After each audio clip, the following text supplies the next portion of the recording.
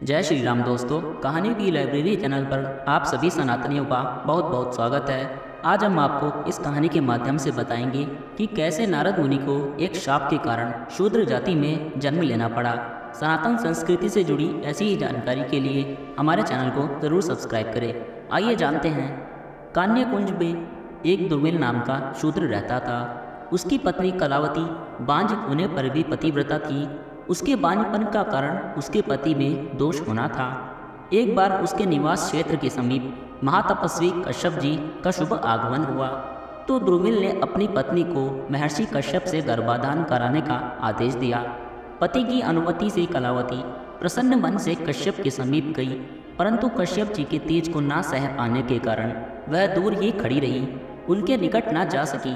मुनि ने काम पीड़ित कलावती को अपने आश्रम के निकट देखा तो उससे उसका परिचय और वहां आने का प्रयोजन पूछा। कलावती ने अत्यंत विनम्र स्वर में अपना परिचय देते हुए अपने आने का उद्देश्य पुत्र प्राप्ति की कामना को बताया। कलावती ने यह भी निवेदन किया कि रति याचना करने वाली स्त्री को निराश करने से पुरुष को बहुत दोष लगता है। इसके अतिरिक्त जिस प्रकार अग्नि को कोई दोष नहीं लगता, उसी प्रकार समर्थ पुरुष के लिए भी कुछ भी अनुचित नहीं होता। कलावती के अनुचित प्रस्ताव को सुनकर महर्षि कश्यप ने उसकी भर्त्सना की और शूद्र पत्नी से रमण करने से ब्राह्मण के चांडाल बन जाने के विधान की ओर संकेत करते हुए उसकी प्रार्थना अस्वीकार कर दी।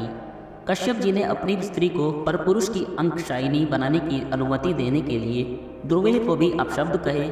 इसी बीच कश्यप जी ने मेनका को आकाश मार्ग से जाते देखा तो उसके रूप को देखकर ही मुनि का वीर्यपात हो गया। कलावती ने वह पान कर लिया और पति के समीप जाकर सारा वृतांत यथावत कह सुनाया। द्रुमिल ने ब्रह्मवीर्य की यत्न से रक्षा करने और समय पे वाष्णव पुत्र उत्पन्न करने का निर्देश कलावती को दिया। द्रुमिल अपनी वंश वृद्धि की संभावना से संतुष्ट होकर बद्रीवन में चला गया और वहां तत्चरण करते हुए प्राण त्याग दिए। कलावती को जब पति की मृत्यु का पता चला तो वह सती होने को उद्यत हो गई। जब वह रोते हुए सती होने जा रही थी, उसी समय रास्ते में उसे एक ब्राह्मण मिले। ब्राह्मण ने रोती जा रही कलावती को रोककर पूछा कि क्यों रो रही हो, कहाँ जा रही हो।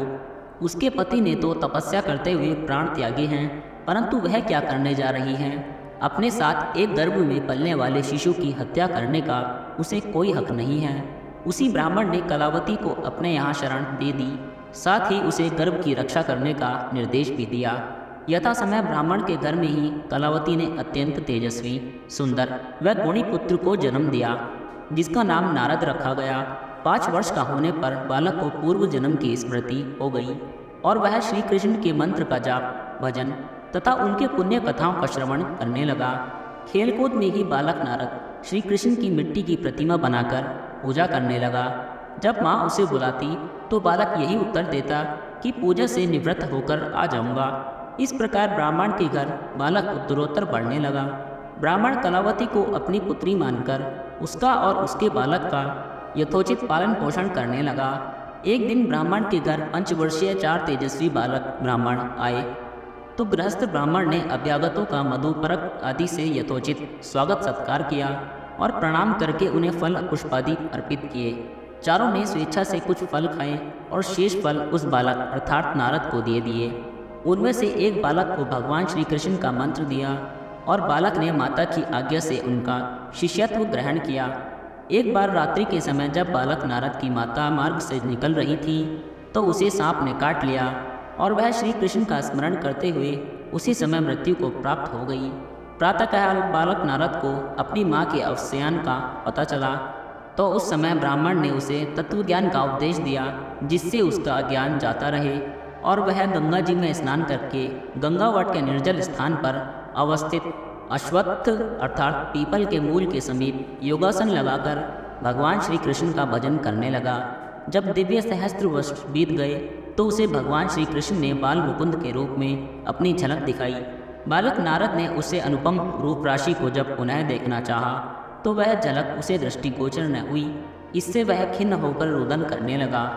इस बीच उसे आकाशवाणी सुनाई दी, हे वत्स, मेरे जिस दिव्य आभा के तुमने एक बार दर्शन किए हैं उसे तुम दिव्य शरीर धारण करने पर ही पुनः देख पाओगे।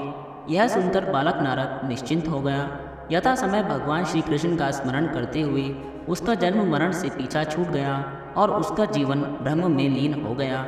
इस प्रकार नारद जी शाप से मुक्त हो गए।